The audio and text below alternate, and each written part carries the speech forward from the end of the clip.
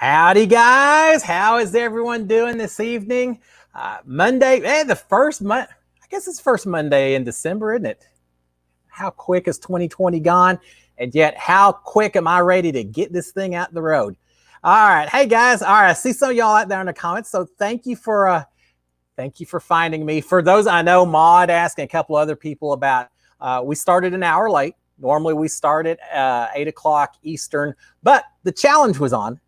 Special episode. I think they're normally going to do it on Wednesday night, so it shouldn't be an issue going forward. But tonight, the introductory episode to the challenge is on. We may talk about that just a little bit, but I didn't want conflict because I know there's some people who watch that show as well. So I figured we'd start an hour late. For those of you who are on the East Coast that are thinking it's time to go to bed or whatever, well, thank you for staying up just a little bit longer with me so we can chat a little bit. Welcome, man. Thanks for waiting an hour. Let's start the show off just as I always do.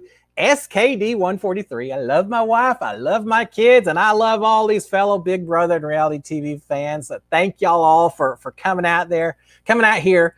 For those of you who've been out here beforehand, thanks for coming back. I appreciate that. For those of you who are new, thanks for taking the effort to come out here and find me. And as I've said before, the beauty about the Cliff Notes Live is I want to answer as many questions. We'll talk about Big Brother, challenge, trivial, whatever's going on.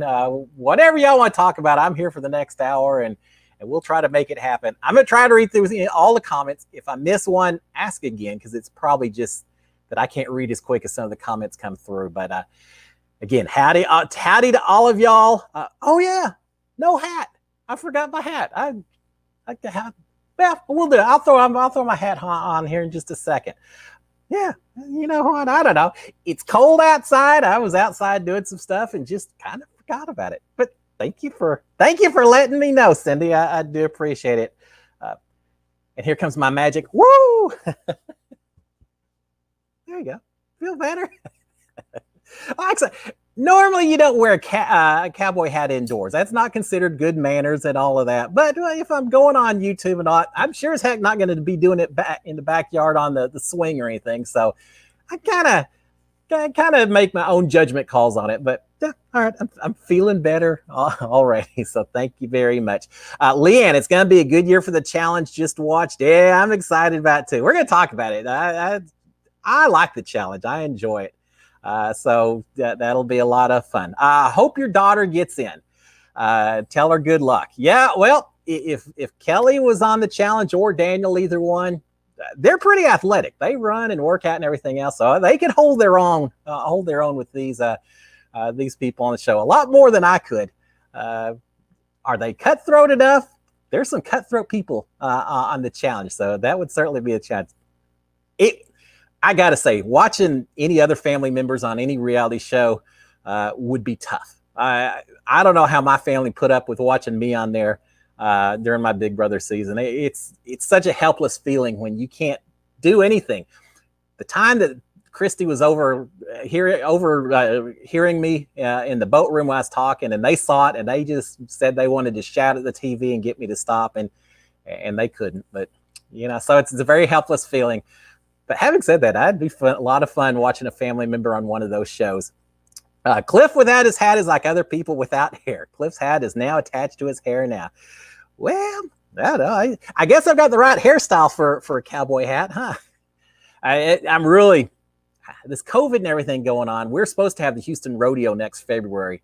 And it's looking now like they're going to have it, but it's going to be way minimized. It's going to be mainly the show for high school kids and such. It's a lot of scholarship money for those kids. So they'll still be taking part. But in terms of big old rodeos and seeing the concerts and all that, it's just not going to be as much going on. And that's where I have my most fun wearing my cowboy hat. Yeah, I wear it. Y'all see me on here and y'all say, oh, Cliff with this cowboy hat.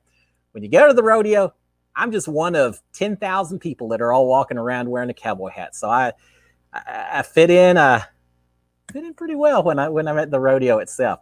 I don't know how many of y'all know it, but I actually the day before I tried out for Big Brother, I was at a huge barbecue cook-off they have at the rodeo that was going on, and so I showed up and I was wearing my whole gear. I always wear boots, but like hat and my best duds for cowboying and rodeoing and all that, and so when I wore that, the next day I went to the Big Brother Challenge, I said, I'm going to dress the same way. And so that's how I showed up. And I guess that maybe helped me get on the show a little bit. I get, you got to emphasize what makes you stand out from other people.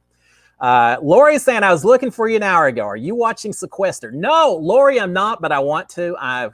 It's on my list. I just haven't quite gotten around to it. We put it off an hour so we could do the challenge, which was on MTV. So that's why I was an hour late. But yeah, I want to watch Sequester. I guess they're 2 episodes in or so, a couple of weeks in. It's on my to-do list. It just hadn't quite happened yet. Selena asking, I have a question. Do you know if Memphis and Christmas are dating? There were rumors. Yeah, they are. Now, dating, hanging out, attached. I don't know how serious or not it is. I haven't talked to either one personally, but I know they were together this weekend. There's been plenty of pictures. I think they've both confirmed that they're seeing each other in some form or manner. So, hey, more power to them. Big Brother's created more showmances than The Bachelor, Bachelorette, or any other shows. So it's certainly, can't say I'm surprised. Although going into last season, All-Stars, I wasn't really expecting the showmance to come out of it. But hey, it's more power. If they found each other, more power to them. I don't know what all the relationships were beforehand, but hopefully that was all taken care of and everything was okay with that. But yeah, it's more than rumor. It apparently is true. Ma saying I watched the mini Sequester. Yeah, I've watched the mini Sequester many a time. Just haven't watched the official big one yet. And Chickadee Kenny, is that a Potter background? Yes, indeed. Hogwarts itself. We've watched all the Harry Potter. I've read all the books. I gotta say, it was so funny. Which book was it? 6, maybe 5 or 6. Half-Blood Prince. I kind of get them all confused now. But one of the books, when it came out towards the end, we went to premiere night and we bought books. My kids both had a book. I had bought a copy for myself, and I had to travel to the Middle East, Abu Dhabi, to do some oil field stuff the very next day. So I had this big old thick book, and this is before ebooks and all that. I had the big old thick book, and I took it on the airplane, read it. While I was there in Abu Dhabi, actually at a restaurant, eating by myself, which you do that when you travel a lot. So I had my book with me, and while I'm reading the book, I had so many people come up and say, "Oh my gosh, is that the new Harry Potter? It hadn't come out over here. How'd you get a copy?" And I said, I just got it last night from over in the States. So I was kind of the star because I had my Harry Potter book. Lori's saying I've never watched the challenge. Lori, you ought to consider it. The official start of this episode is on Wednesday on MTV. It's a reality TV show. There's lots of physical competitions. There's a little bit of cutthroat strategizing, things like we have on Big Brother. But the challenges are what it's all about in here. They're hardcore challenges. This thing, people running full speed in each other. Whoever can get up and get a ball into a bucket, things like that, wins a challenge. So it's a lot of fun. I had fun when I was in the Big Brother house talking about the challenge. I was trying to drive a little bit of a wedge between Mickey and Holly. And so I just started talking about how great Mickey would do on the challenge. And Holly got a little upset. It worked pretty well. She didn't like the talk about the challenge, but yeah, we talked about it in the Big Brother house just a little bit. All right, what's the premise of the challenge? Cindy's asking. I think I just covered it. But basically, they start with 30-something people, and they quickly get these people down. You're nominated. You have to compete against one other person. Whoever loses is evicted from the house. At the end, the winner gets $1 million. It varies a little bit from year to year, but that's the main thing. It's just like Big Brother in that every week you eliminate people until eventually you just have a few left, and they win a huge, big old payday. Now, there's a lot of Big Brother people in the house that, in fact, we'll go ahead and talk about the challenge a little bit because I did just get through seeing it, and that's why I waited because I knew there were a lot of people who also maybe watched Cliff Notes that were doing that.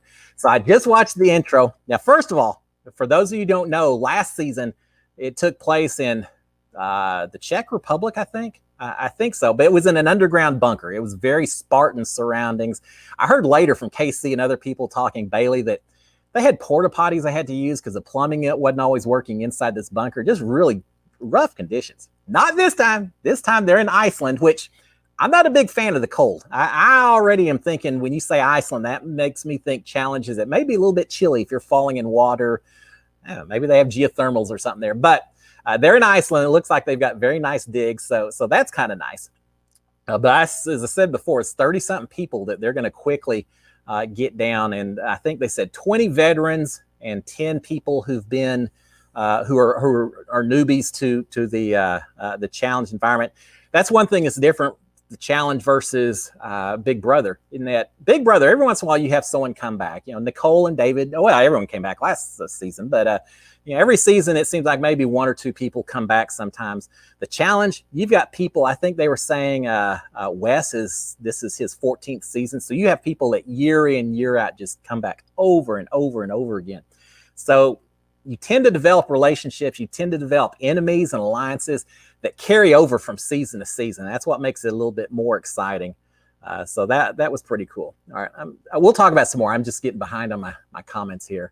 I heard Day was on the challenge. Ma, she was on the challenge last year. Or no, not last year. She was on, a few years back, 4 years or so. It's been a while that she was on challenge. We had a lot of Big Brother people on the challenge last season. We had Swaggy and Casey and Bailey and Josh and Fessy. I think I've got all of those.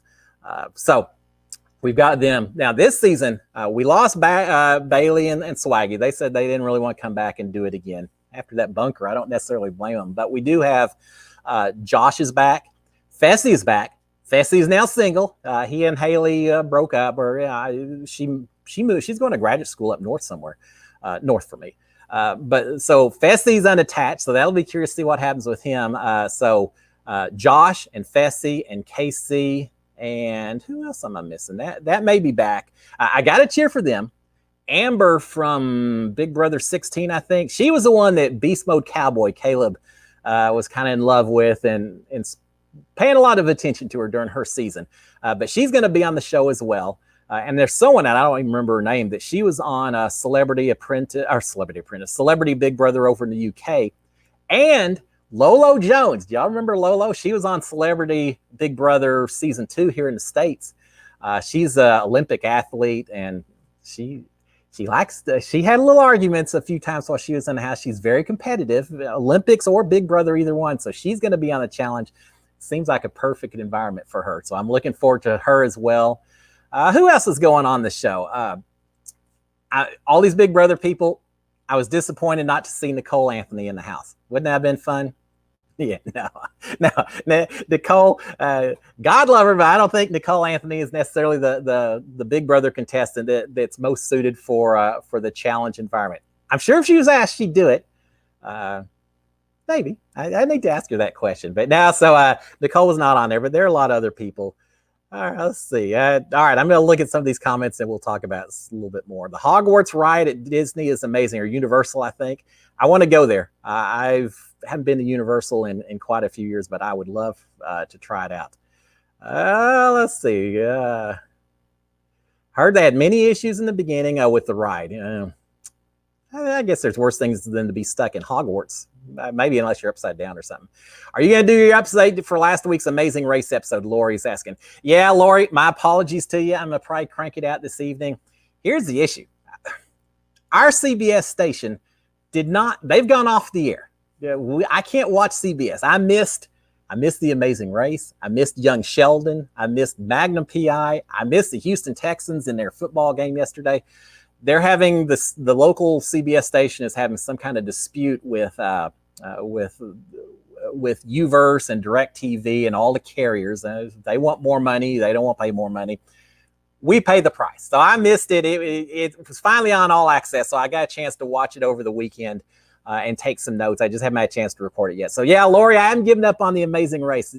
This is where it may get good because now we're only down to 4 teams left, and they're all going at each other. I think we only have 2 episodes left. So yeah, I'll crank that out, Lori, and I apologize, but you know how it goes. Sometimes I'm still mad at CBS. Come on, just show me my TV. We're quarantined. We're isolated still. They're telling everyone to stay indoors. So don't be taking away our TV channels because all you're going to do is force a lot of people to go outside and do other things anyway. So give me my amazing race. All right, let's see. Yeah, I'll get as soon as I can, as Ma's saying. And who's that? Let's see. Watch some clips. Yeah, lots of Big Brother folks go on the challenge. Yeah, and Brightstar, you are welcome. That's why I delayed it an hour because I knew there were going to be people watching it. So, all right, let's talk some more about the challenge. I I saw Lolo Jones is on. We talked about from Celebrity Big Brother. Bananas is gone. Johnny Bananas has been on this show forever, but he didn't do it this season. I keep waiting to see him on Big Brother, celebrity version or regular version. Who knows? But he's not there. But CT and Wes are both back. For those of you who don't know, CT and Wes are old school players. They've been playing season after season. They were talking about tonight that they're kind of, one of them started when he's 19 years old. Now he's moved on to the dad bod and everything. And so it just becomes a career for some of these people. But they understand the game. They have a lot of strategy, and they're still competitive enough, athletic and everything. So it'll be fun watching those two play. Jay is back. Now, Jay was from Survivor, and he played for the first time last season. And he really got, I don't know, he got piled up on because he was a newbie. So the vets from the challenge just kept picking him to compete in challenges over and over. I think he won 2 or 3 in a row and eliminated people that weren't expecting to be eliminated. So he kind of surprised a lot of people, but eventually he got booted after his 3rd or 4th elimination challenge. But he's back, and I think he's probably going to do pretty well. So we've got that. Again, yeah, y'all can tell I'm a little excited about the challenge. And what else? Yeah, it's amazing how many players back. No, Natalie from Survivor. Do y'all remember Natalie, Survivor Winners at War? She's back, and so I think she and Jay both being Survivor players, I think they're going to work together, and it's nice to have some alliances in the house, just like Big Brother and everything else. So, yeah, it's going to be a good season. I think it's going to be every Wednesday night. So, for those of you who haven't watched it before, check it out. Just a little note of advice from old Cliff Hogg.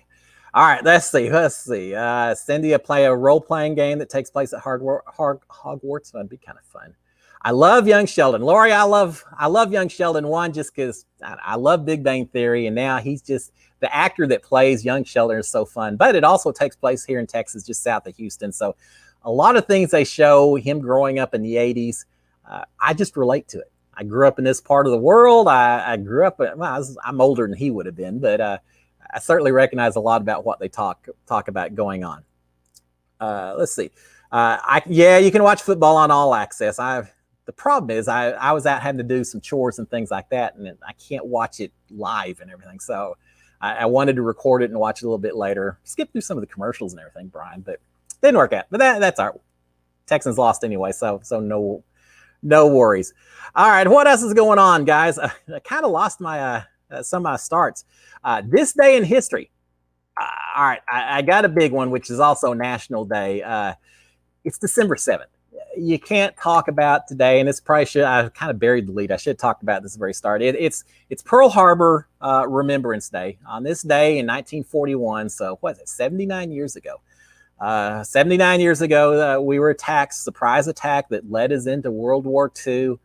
I was amazed to find out that there's like 2 people who were on the USS Arizona, which is the battleship that actually sunk there in Hawaii during the attack. There's still 2 survivors alive. They got to be in their late 90s, right?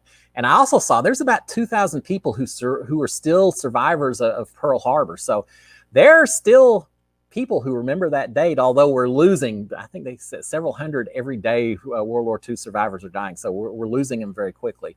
But now, Pearl Harbor Remembrance Day, remember the Arizona. And I can, having gone through 9/11 and seen what a surprise attack of that magnitude could do, to see one that took place against such a large target, the military, and knowing that it was dragging us into an absolute world war. You know, my grandfathers both fought in the World War, as did most, males at the time. So to know that something had happened that was going to have such a drastic effect on day-to-day life of every person here in the United States. Now, I can only picture what must have been going on in the heads of everyone when they woke up, or I guess it was Monday morning, they heard the news that Pearl Harbor had been attacked. So, yeah, it's tough. So, yeah, remember Pearl Harbor. It's quite the event. Other days, now this isn't a day in history, but today is national, a couple of days. Today, again, National Pearl Harbor Remembrance Day. Tomorrow, it's also National Cotton Candy Day. It's been so long since I've had cotton candy. They should have had that in a Big Brother house. Man, give me a big old room full of cotton candy in that banishment forest or something. I may have been banished from the house because I would just sit in that room and eating a little cotton candy before I tried to find my way out of the place. But National Cotton Candy Day as well. Tomorrow, we got some fun days. First of all, tomorrow is, now I don't make these up. I know some of these you'll think. Tomorrow is National Pretend to be a Time Traveler Day. Really? I guess that's brought to you by the National Time Travelers Travel Foundation or something. I don't know, but Pretend to be a Time Traveler Day. Well, I've already been to tomorrow. I went to tomorrow yesterday, and it was a nice day. So just if it's a nice day, know that Cliff gave you that forecast already based on my prior future travel experiences. I'm not sure how you call that, but yeah. So pretend like you're a time traveler. I dressed to fit the occasion, I guess. Talk about it's not Lamborghinis, DeLoreans. That's what the Back to the Future used, right? 95 miles an hour. So you can go back a little bit, or you can just go to the next day. Go a few weeks ahead and let me know what happens on the challenge and the Amazing Race, and then I can do a forecast on that and do fantastic. Yeah, I think about it. If I actually could travel back and forth in time, obviously I'd go fix all the tragedies that have happened to the world, to families, everything that's happened badly to people. I'd try to go fix. You got to do that first, right? But after that, what power could I have had if I could have gone to the very end of my Big Brother season and checked out everything that happened, known who was aligned with who was talking behind each other's back? I could have run that house. Now, I couldn't have done a lot about the challenges. I mean, I can know that the wall challenge or slip and slides coming up, and it probably isn't going to do a whole lot in terms of helping me out because I'm still not winning that thing against Mickey. But knowing what challenges coming up, knowing who was going to win challenges from week to week and things like that, I could have had a lot of fun. Yeah, that would have been a fun thing. But alas, no time travel that I figured out just yet. I'm waiting for the future Cliff to come back and give me the information, but I guess he's waiting as well. So anyway, no tangent. So pretend like you're a National Time Traveler today. The other thing tomorrow, a little more down to earth, a little bit more in the past, I suppose. Tomorrow is National Dewey Decimal Day. How many people even know what Dewey Decimal systems are? If you're my age, I know you do. If you start getting a little bit younger, you don't need it. So why? Dewey Decimal System is all about how the library categorizes their books. You get the little Dewey Decimal Code, and it tells you what section fiction goes into 581s and history goes into 384. We actually had to memorize that when I was in grade school. We got tested on it, and that was part of our grades to know what Dewey Decimal applied to fiction or history or biographies, things like that. I can't even tell you the last time I was actually in a library checking out a real book. So Dewey, he had his time in the sun, but I have a feeling Dewey Decimal is going the way of the slide rule. Something we'll look at from the past, but not necessarily something you're going to worry so much about. All right. Let's see. I'd go back in time and tell Cliff to not trust Jackson. Yeah, Angie, that would have been nice. I kind of knew I couldn't completely trust him anyway, but whether he was going to keep his promise or not, I still thought that was our best chance for Nicole and I to reach a final three. And I was just certain that if Tommy or Mickey, either one, was against Nicole or I in the final two, we weren't going to win against the jury. So our real hope was just to keep Holly in there. So, yeah, I wish I hadn't trusted him either, but I didn't completely trust him. I just kind of was hoping I could trust him. Yeah, whatever. I should have known better than that, too. But that's all right. That's part of the game. I'm going to scoot up a little bit, guys.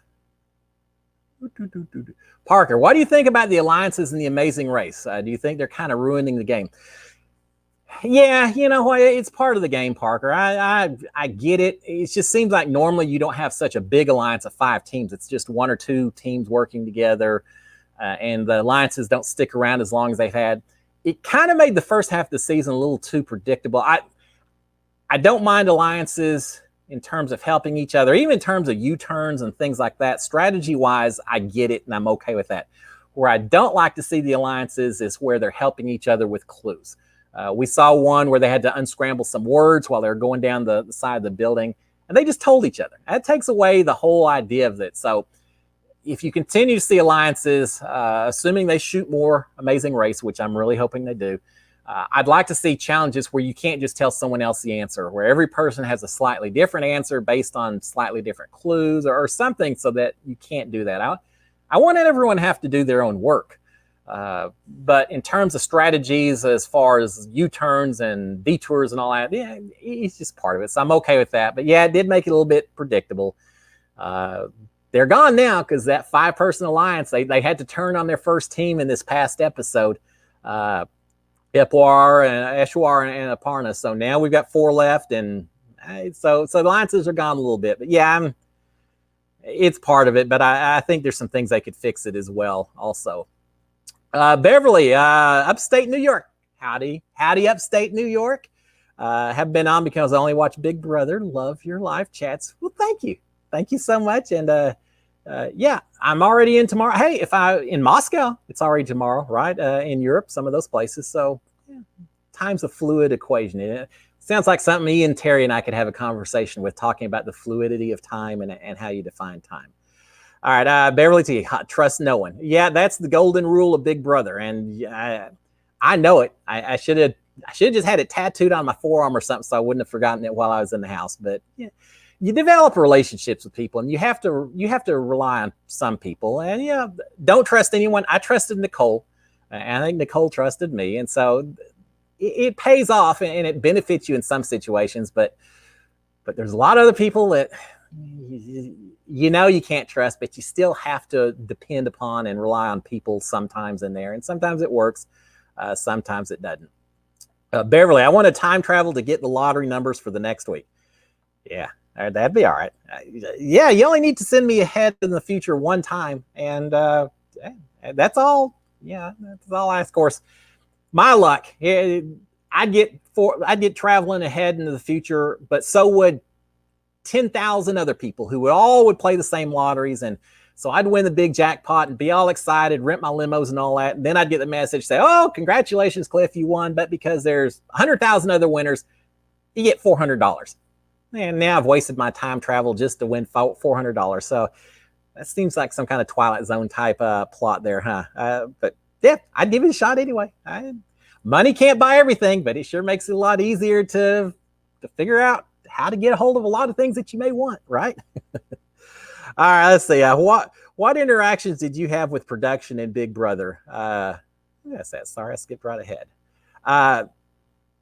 Reese Brown asked about that. Well, Reese, before the show started, I interacted with production quite a bit in terms of, we had to audition. And so I met the Allison Grodner and Rich Meehan, all of the producers. I tried out for a lot of people that I don't even necessarily know their names. We had microphone people come to us before the show started that taught us how to change out our microphones, how to tape them on, or clip them on correctly, things like that. So I had a lot of interaction before the show. During the show, none, not really. I mean, I guess talking to production while we were in the diary room while they were asking us questions and we were talking back. But that's the stuff that y'all see in the diary room sessions. It's edited down, but we had those interactions. Other times, the only other thing is sometimes when we do the competitions, the rules that we read out to y'all that y'all hear, we would get a little bit longer, more detailed rules that sometimes would be read out from a speaker above, things like that. So there were little interactions, but nothing. It's not like they were coming in there when the cameras weren't on and we were just having a big shindig and talking about stuff, and I was meeting all the producers on it. That doesn't happen. We didn't see them at all. Let's see. So let's see. All right. Let's see. So those are the interactions we had. Ma was born in upstate New York. I got a bunch of friends in New York now, which I didn't have before Big Brother. But that's the cool part about being on that show is now I've gotten to chat with so many people from so many different parts of the country, Canada, overseas. I've talked to some people down in Brazil who follow Big Brother up here. So that's been my favorite part of the whole experience is just meeting so many different people from so many different areas. Let's see. All right, I played Big Brother game last week. I see that app is out there. I haven't gone. I know you can watch it even if you don't actually play it yourself, but it's only so many hours in a day. But congratulations, Cindy. If you got to final three, you got further than I did. So congratulations to you on that. So all right, let's see. So we talked about days of the week and everything else. So what's going on today? I'll talk about that a little bit, because now here's probably why I haven't done my recap of The Amazing Race yet. I got to admit, I found a new show that I binged. We binged over the weekend, Sharon and I love it. And I'm not going to spoil any of it for any of y'all, because I'm not that kind of person. If you haven't seen it yet, The Undoing, starring Hugh Grant, Donald Sutherland, Nicole Kidman. I don't want to spoil it, so all I'm going to just say is it's a crime whodunit. It's very intense. It's 6 episodes, I think, so it's not like you've got to spend 20 hours. You know, it's not like you're watching Lost or some other show that just goes on, Game of Thrones, something like that. It's 6 hours, so it's pretty quick, but it's a very intense whodunit, and that's all I can say, because I don't want to spoil it. But we binged that over the weekend, and I really enjoyed that show. I think it's on HBO Max. I think Amazon Prime has it. Hulu has it. So it's a lot of different platforms. I think they're sitting out there. If you have not seen The Undoing, just take a chance, watch it. Give yourself some time, because you'll probably watch the first hour and then say, now I really don't want to. I got to watch all of it. I can't put it down. It's like reading a good book. So we watched that, and it was a lot of fun watching Undoing. What else did I do over the weekend? Let's see. Find this. All right, Angie, we're here to talk about Harry Potter. So which house would you be in if you were at Hogwarts? This applies to all of y'all. Are you a Gryffindor, Slytherin, Hufflepuff? Now, I will say, I know Nicole Anthony has a Slytherin leather jacket, so she's declared her alliances, her allegiances.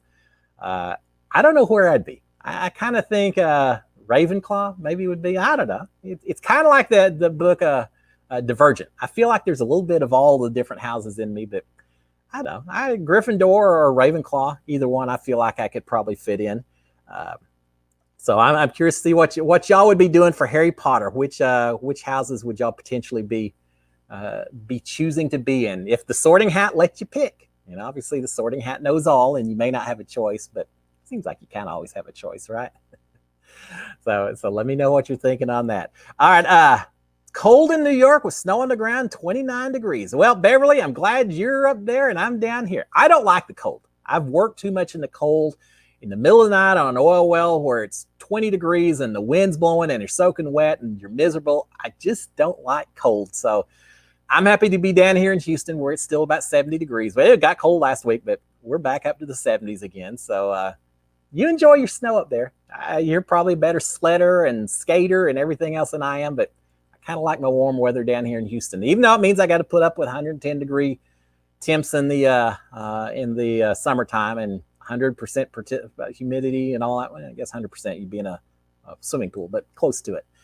But it's certainly not cold down here just yet. We'll get our couple of weeks of winter coming up here before too long, but not quite yet.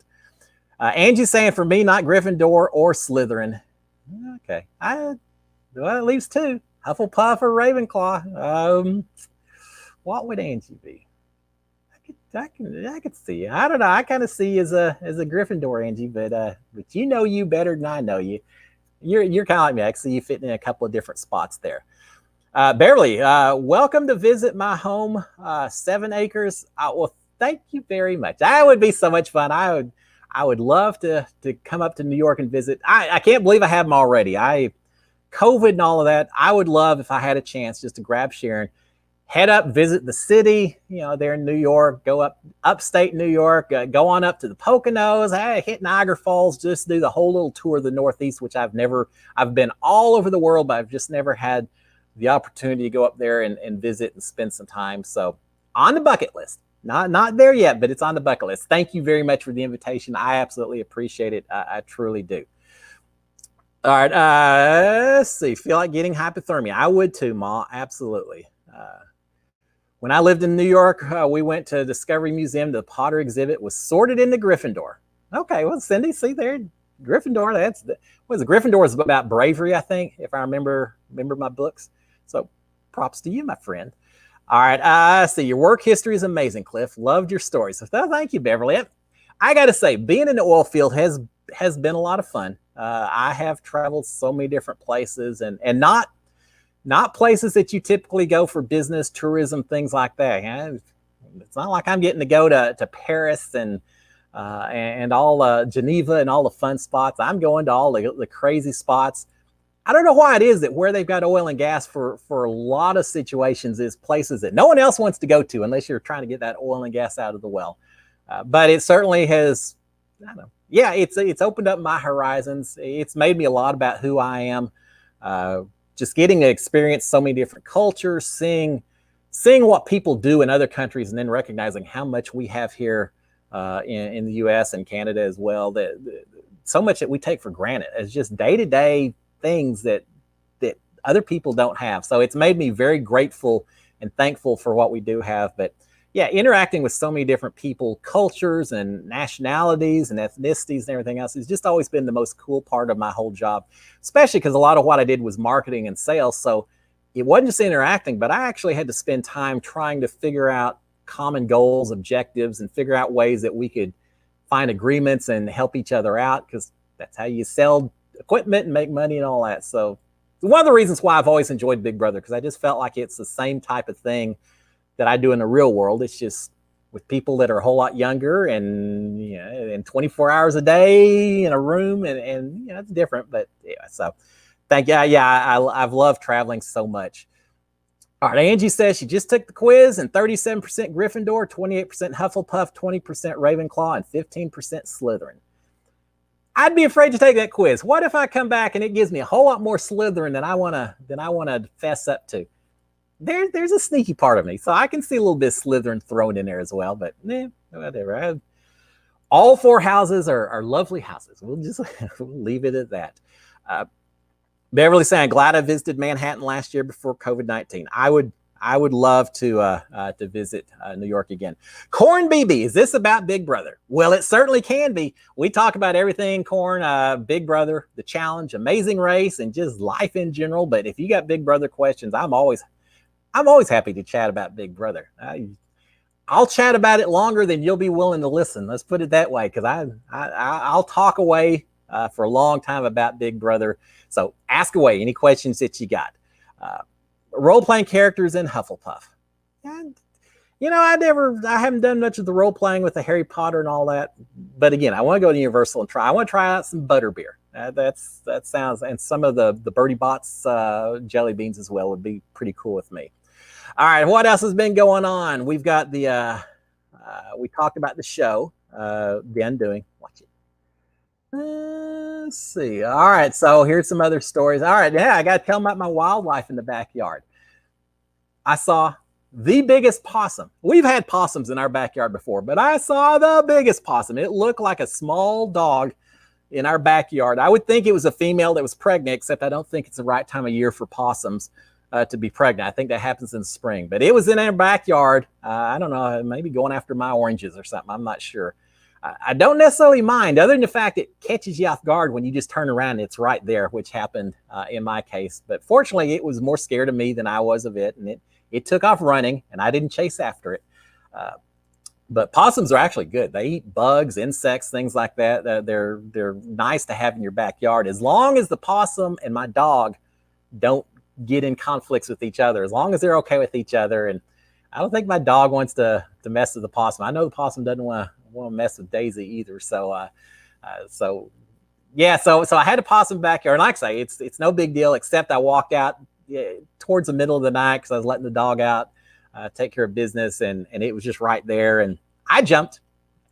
I don't know if y'all remember in the Big Brother season, we had to do the activity smelling the different things, you know, the bobcat urine, fox urine. It's horrible. It was terrible. I've talked about that before. They also warned us before we went in there. They said, now, guys, you need to be aware there are going to be some live animals that are part of this challenge. And we said, what live animals? And what's this challenge that involves live animals? And they said, no, you're going to find that out when you get inside. We can't tell you. We just want you to know that there's some live animals in there. Well, Nicole immediately got worried because y'all know she doesn't like birds. So she was paranoid there were going to be some birds in there, and they wouldn't tell us if they were or not. But we get in there and I start doing the challenge. I forget all about that because I'm just so busy trying to smell these horrific, rotting potatoes and everything else we have to do in that challenge. And as I'm looking down, trying to smell some stuff, I look up and right in my face is a skunk. And it is a live skunk. And I don't know if they showed it or not. I jumped. I was scared for just a second, and then I realized that it was a live skunk, but it was kind of, they had it so it was kind of like in a cage, clear thing, so you couldn't really notice that at first. But I was safe from it, but it certainly got my attention. So I just kind of felt the same way with the possum here just a couple of days ago. But that's not the only wildlife I saw in my backyard. Well, that's the only one I saw. But I also heard some other wildlife. We were sitting in here watching some TV, and all of a sudden I hear in the backyard, woo, woo, woo, woo, a hooting owl. And so I went outside to try to find this owl. But I may have heard it again. So I went outside to see if I could figure out if this owl was in my backyard. And it was either in my backyard or one of our neighbors' backyards. I never could tell. But I tried to, knowing that I'm experienced with bird calls, because I did have to practice on my bird calls while I was in Big Brother during my season, including captive snow owl and wild snow owls both. I had to certainly practice that. So I thought, well, I'll just go talk to that owl out in the backyard. So I went out and did a little hooting of my own, and it didn't respond. So I got to work on it a little bit, and maybe it's maybe I was trying to call out to a wild snow owl, and it's really a captive one or something. But I don't know. Anyway, so it's kind of cool. So we got owls in the backyard. I'll take Orwell. I need to put Orwell in the back, put him on a tree and see if he can bring in some visitors. It'd be like a decoy. See if I can snap some pictures of an owl for next week to show y'all. It'd be pretty cool if I could take a picture of an owl sitting next to Orwell. That'd go viral. That'd be a fantastic posting to make. So maybe I need to work on that a little bit. So who was I saw in here a second ago? Was it Brian? Did you or someone asked my favorite Big Brother season of all? Sorry, I told you I'd get a little behind on these comments. Favorite Big Brother season of all? Probably season 8, because it's the very first season that I watched all the way through. It had Evil Dick and Jen and just so much arguing and drama. Not so great if you're in the house, but from a watching standpoint, it was a lot of fun watching that season. And again, it was my first real experience with it. So maybe season 8. If not that season, how about season, what was the season with, was it season 14 that had Boogie and Ian in there and Dan and Danielle? I think it was 14, if not 13. I think it's 14.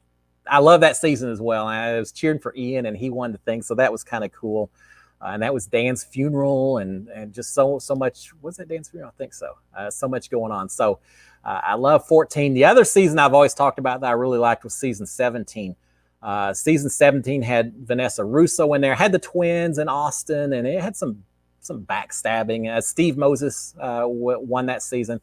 I really like 17 as well. I always thought Vanessa was a great strategical player. She kind of got blindsided, I think, by Steve at the end. And so she didn't win because of that, but I love that season as well. So yeah, I like them all. There's very few seasons I get through it and just saying, man, there's a few of them. And I won't talk about which ones, but for the most part, I've loved all these seasons, but those are some of my favorite ones. Corn BBB asset. Thank you for asking that question. Yeah, Brian Haas, it reminds me of you in the diary room playing possum. That was so funny. There's a lot of questions I ask in the diary room, just leading question. How are you going to play the game, Cliff? What's your strategy going in? And so I made that mention, said, I'm just going to play possum. Well, how do you play possum, Cliff? What's playing possum? Oh, you act like you're dead. Well, how would you do that? So I told him, I said, well, I'll show you right here on the couch if you want. And they said, yeah, sure, Cliff, show us. I'm sure they love seeing it. So I laid on the couch and showed how to play possum. And you never know. You do these diary room sessions, and you never know what's actually going to make it on TV and what's just so over the top or so goofball-y that they'll never even put it on there. I'm not sure there's anything that categorizes as too goofball to make it on the TV. But yeah, so I did that. I didn't even know till I got out and I watched that episode that, yeah, here I am. My family, their first exposure to their dad, their husband in the house is me laying on the couch saying, yeah, I'm just going to play possum, act like I'm a dad over here. So, but yeah, I enjoyed that. I enjoyed that as well. I had fun seeing how I could play with the cameras and, tell stories and have a little fun while I was in that diary room. Because you had to have the fun in there. Otherwise, it got so stressful. If you just concentrate so much on the game and who's going after you, and if you became too much of a pessimist in the house, you would never survive. You just had to sometimes just say, whatever happens, happens. I'm going to have some fun while I was in there. And playing possum was definitely part of it. So yeah, that was a lot of fun. Beverly, I moved to Corsicana in my 20s, but I couldn't take the snakes and bugs. Had to leave. Yeah, Corsicana's got a few snakes. Of course, all of Texas has the snakes and the bugs, and we got mosquitoes. They look like little hummingbirds down here sometimes. I gotta say though, the worst mosquitoes I've ever seen in my life aren't here in Texas. They're actually up in Alaska. And I don't know if it's because everything's bigger in Alaska or just there's so many fewer humans to be munching on. But the mosquitoes up in Alaska, once you get a little moisture and the summertime gets there just a little bit, these things get huge and they target you as though they were vampire bats. They come in and they probably stake about as much blood as that when they latch onto you as well. So yeah, that's not a lot of fun. But yeah, we definitely have our share of snakes and such down here. Now, fortunately, most of our snakes are non-poisonous. I did have one time when I was trying to clean out our gutters and everything, I picked up a drainage pipe and shook out all the leaves and such, and quickly realized there were 2 or 3 snakes in there as well that dropped down at the base of my feet. You talking about someone that moves fast? You think you saw me dancing on Big Brother? You haven't seen dancing like you see when there's snakes at my feet. I just like the old-timey westerns where they're shooting the gun at the cowboy's feet, and he's just doing this the whole time. I pretty much didn't touch the ground for 5 or 6 seconds. I just kind of floated a few feet up until those snakes skedaddled over a little bit. And eventually I figured out they weren't poisonous, and they were every bit scared of, well, I don't think that's possible, but they were scared of me. I still think I was more scared of them. But yeah, we have snakes. We had one snake, a copperhead, that actually bit one of my dogs right after we moved into this house, and bit him on the snout several times, bit him on the throat, bit him on the leg. It swelled up. We had to take him to the emergency room vet, get all kinds of steroids to make sure he was okay. And I would have left it at that, except we didn't want our kids playing in the backyard while there was a copperhead back there. So I had the task of going out in the backyard and tracking down a copperhead. Well, how do you do that? You go back along the corners with a big stick, and you can't have a stick long enough when you're hunting snakes. If I could have had a 30-foot stick, I would have had it. And you poke around, and sure enough, I finally found this thing. It's probably about 3-4 feet long. I mean, it was a decent-sized copperhead. And so then what do? I'm not a snake handler. I'm not going to charm it. I'm not going to reach down and grab it with my hands because I'm certainly not that fast. But eventually I got a rake and a shovel, and I threw enough stuff on the top of this snake to kind of trap it. Eventually was able to push it into a plastic trash can. And I was ready to kill it at that point in time. And my kids both said, "You can't kill a snake." I said, "Well, he bit the dog." "Yeah, but he was only doing what a snake's supposed to do." So I had to take this snake in the back of my pickup truck, drive several miles down the road to where we've just got a bunch of woods and it wasn't going to harm anyone else, and then take that trash can and very quickly dump it out and let that snake be free. So somewhere there's a copperhead that should consider himself very grateful that I listened to my kids, and that he had a few more years as a result of it. So yeah, we have a few poisonous snakes, but for the most part, you just have to be kind of careful down here. But I get it. I absolutely get the mosquitoes and snakes. Yeah, you got to kind of thing. And fire ants. We got a lot of fire ants down here. That's kind of that's my big enemy right now, is walking into those fire ant beds. So let's see what else. Such a wonderful story. Thank you, Amanda. I appreciate it so much. 2 bears on my back deck. And we've had some bears in East Texas. Not many, not like in the old days, but I haven't had any in my back patio. If I see the bears, they can stay out there because I'm moving somewhere else. That's enough of wildlife for me. Thought butterbeer tastes more like cream soda with butterscotch. That doesn't sound too bad to me at all. Did I watch All Stars? Don't you think Nicole Franzel was nasty crybaby when Cody evicted her?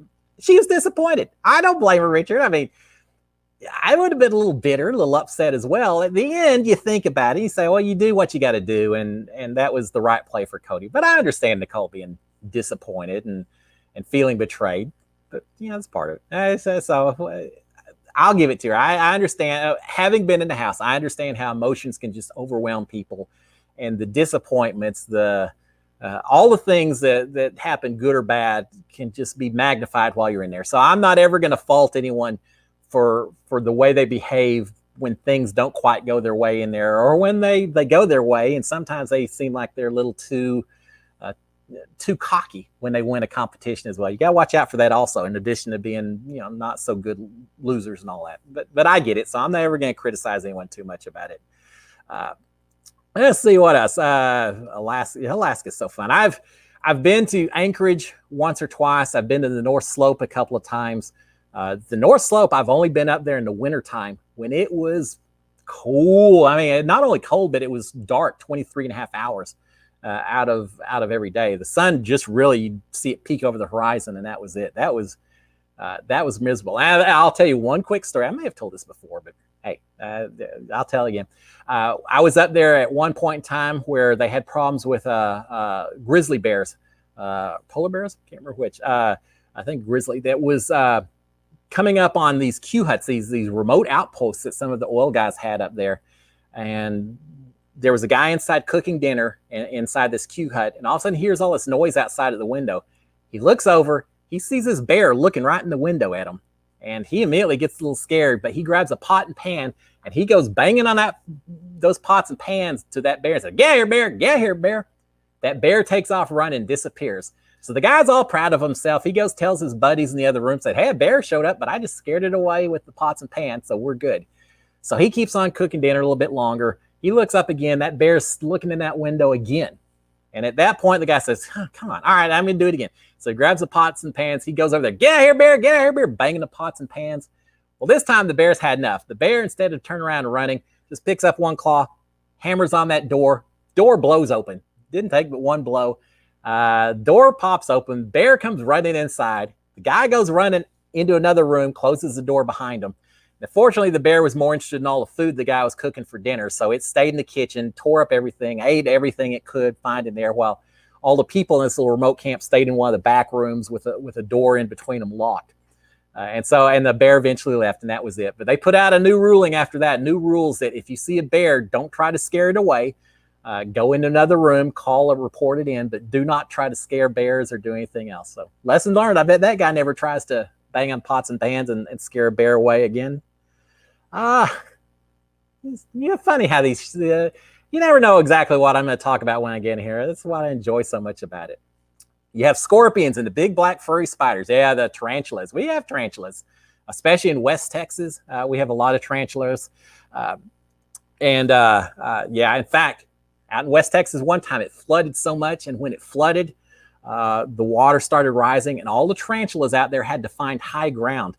And I was driving on a highway at night, and all of a sudden I look up, and I can see all the tarantulas have come on the road. And it's like the whole road is a carpet of black, and it's all the spiders that have come up on the road itself trying to get away from kind of the flash flooding that occurs. And because West Texas is very much kind of a desert environment, parts of it and everything. So it was kind of creepy. I didn't get out of the car. I just kept on driving when I saw that.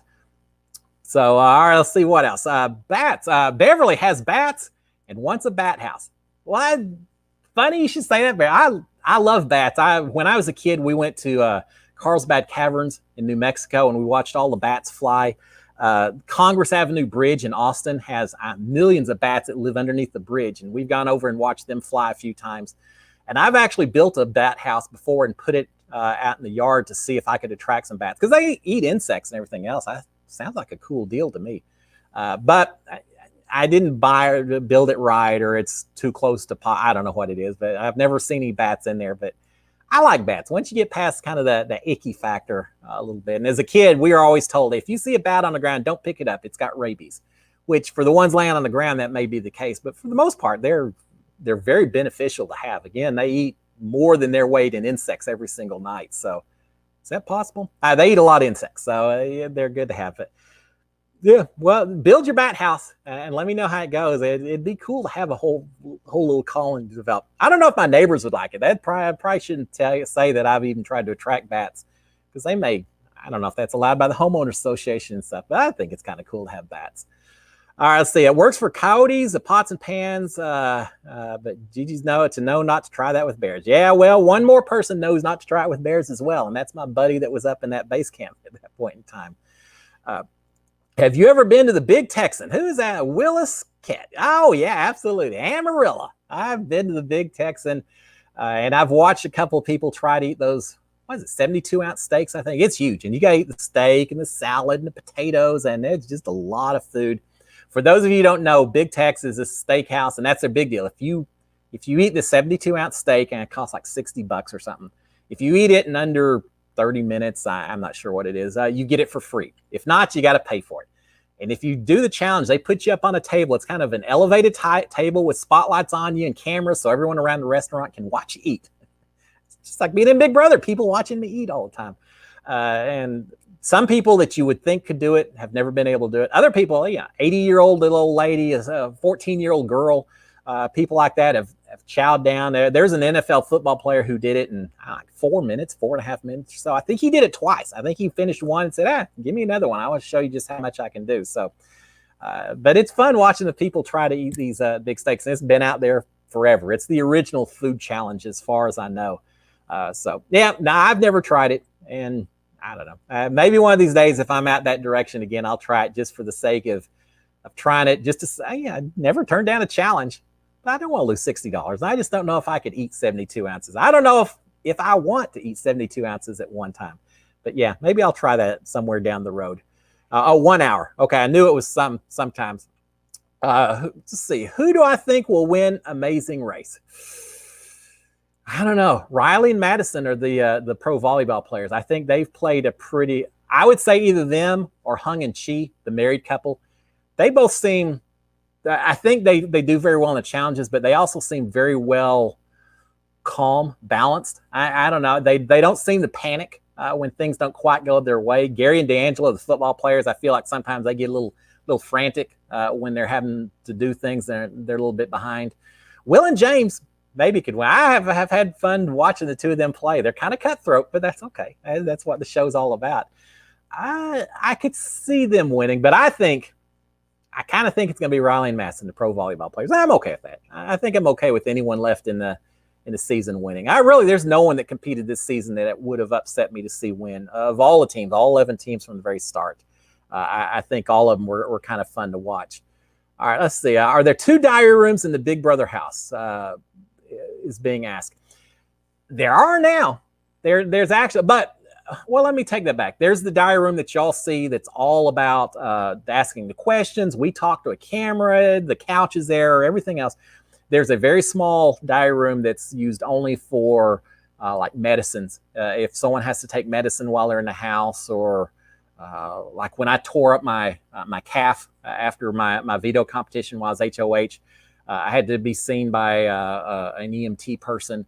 And so I went to a separate little diary room that is more for accessory type stuff. So yeah, there's a second one, but really the main diary room, there's just one of them, and it's the same one that's been there forever and ever. All right, Angie, I cannot leave this one alone. They had to eat a bat in the Amazing Race Canada season 4.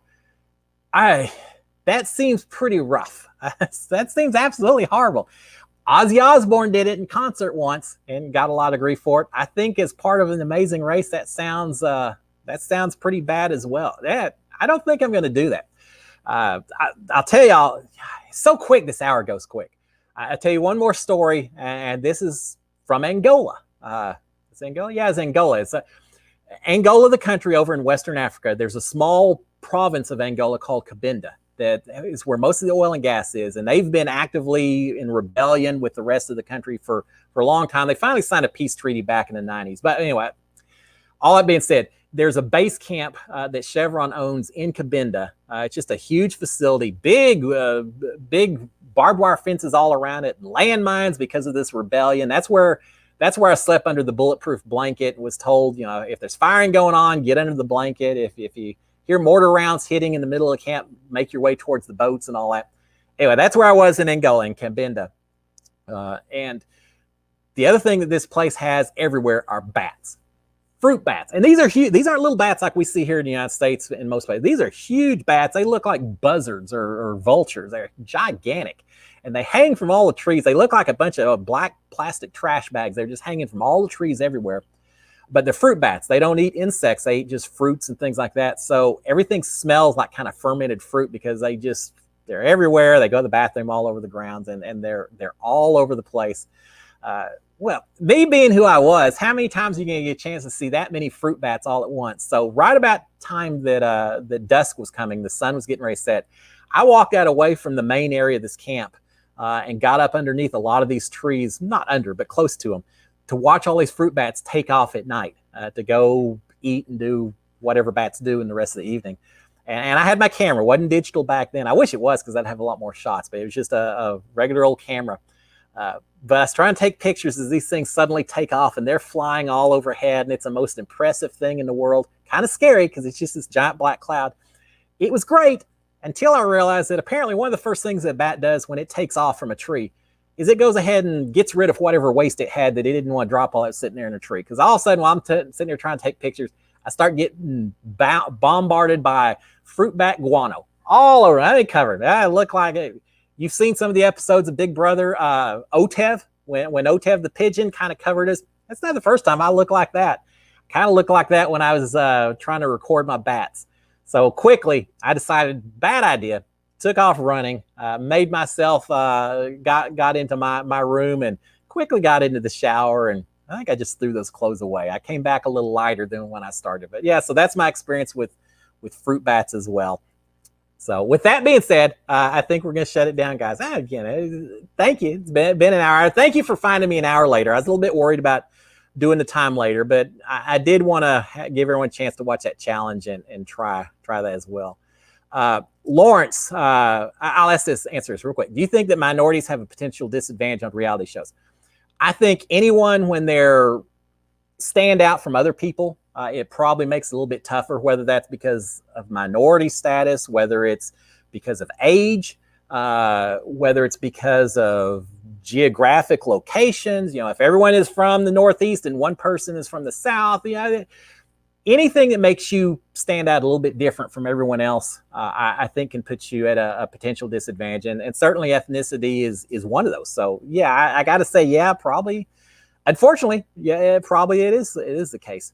All right, with that being said, let's see.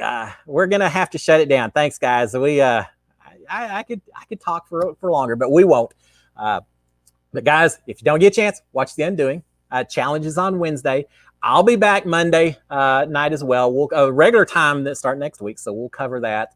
I'm going to drop the Amazing Race as well. So for those of you who are waiting for that, sorry, but I'll get to it. Guys, y'all have a fantastic first week of December, or second week, I guess now. But have a fantastic week. I will see y'all next Monday, if not before. SKD 143. Love my wife, love my kids, and love every one of y'all. Y'all have a great one, guys. Cheers. Night. Night.